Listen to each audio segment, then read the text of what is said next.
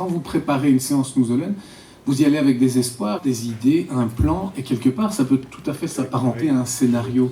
Vous savez qu'il va falloir prendre le temps au début, de mettre à l'aise la personne. On ne peut rien réussir sans ça, sans vraiment d'abord la rencontrer, et après elle est d'accord de voyager avec vous.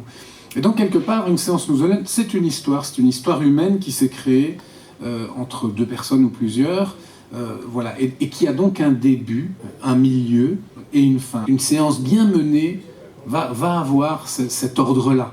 C'est assez facile à construire. Faites-nous 3 moments avec votre téléphone et voilà, le film s'est créé tout seul en 3 morceaux. Je dois juste préciser qu'il vaut mieux le tenir horizontal, comme ça prend tout l'écran, que vertical. Mais bon, ça c'est vraiment un détail. Voilà. On sait ce qu'on veut faire passer comme message, comme émotion. Cette caméra trouve sa distance aussi. On est observateur, mais à un moment donné, il faut pouvoir assumer et comprendre, voilà, qu'on est à l'intérieur aussi. À qui est destiné ce film? Ça, c'est très important avant de le faire.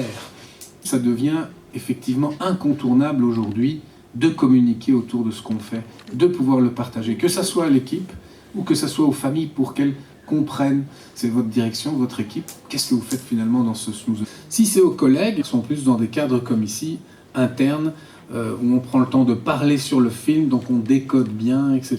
Donc voilà, ça c'est des films plus voilà, qui sont liés à une pratique et qui ont un public de praticiens. D'un technicien, d'un caméraman, je vais devoir passer des mois à ce qu'il obtienne un tout petit peu de vos capacités d'immersion, de confiance, etc., de relations que vous avez déjà créées. Vous êtes déjà à un très haut niveau par rapport à nous, par rapport à ça, et à un niveau qu'on ne pourra jamais atteindre. Hein. C'est la technique juste qui vous manque, mais on peut tout à fait prendre la technique la plus simple possible. On peut imaginer un film qui n'est juste que des photos.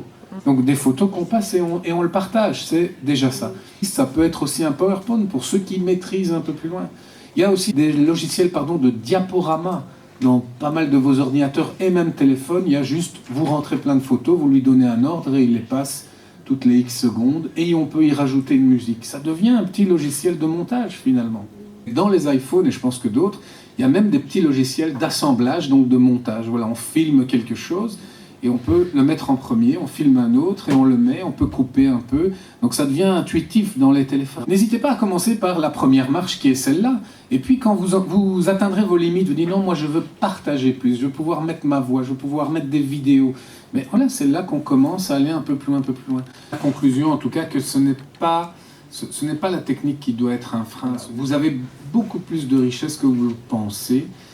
C'est aussi une trace de vie de quelqu'un à un moment donné de sa vie et des personnes aussi qui disparaissent. Donc c'est aussi plus qu'un archivage, garder quelque chose de la relation de la personne. Et à ça, je rajouterais aussi, ça peut être un film qui, ok, est à la base un témoignage, mais qui en fait devient aussi un outil. Vous avez une force terrible, vous avez la capacité d'archiver votre travail. Voilà. En commençant dès maintenant, simplement, on ne s'en rend pas compte, mais simplement avec prendre une photo de ce qu'on a fait, prendre une courte vidéo, même avec son téléphone, etc.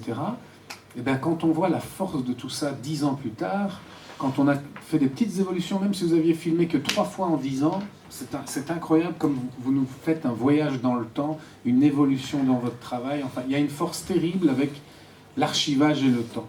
En fait, vous êtes la personne unique qui pouvait le faire. La confiance, l'immersion, les questions, le droit à l'image, toutes ces questions-là autour du Snooze-Olène.